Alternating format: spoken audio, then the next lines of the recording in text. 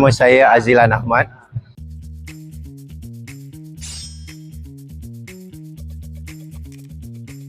Berguru daripada Profesor Jah Osman daripada Perguruan Harimau Berantai. Setelah saya berguru daripada sejak tahun 90-an sehinggalah kini, saya melalui pelbagai pelajaran iaitu daripada tangan kosong, pelbagai senjata dan juga pelbagai seni-seni teknik tempur dan juga teknik ilmu perang.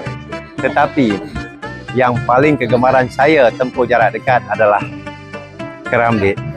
Walaupun dicipta untuk Sri Kandi iaitu seorang wanita untuk bertempur secara jarak dekat, tetapi sekarang dalam zaman milenium telah dipelopori oleh bangsa-bangsa asing dan juga tidak kecuali bangsa-bangsa yang terdekat di Nusantara kita.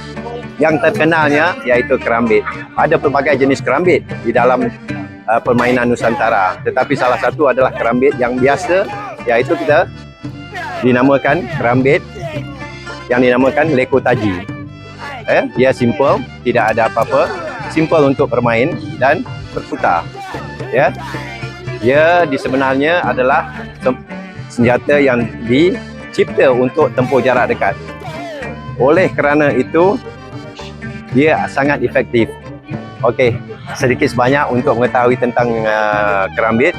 Jadi saya harap anak-anak muda kita zaman akan datang, generasi kini juga pelajarilah sesuatu seni Nusantara, adat Nusantara, kebudayaan Melayu supaya tak lekang di zaman. Alhamdulillah. Assalamualaikum warahmatullahi daripada saya. Minat nak terokai lebih dalam tentang keindahan dan keunikan alam Melayu? Jangan lupa like, komen, share dan repost video ini supaya lebih ramai dapat manfaatnya. Kita jumpa lagi dalam video-video seterusnya. Jumpa lagi. Assalamualaikum.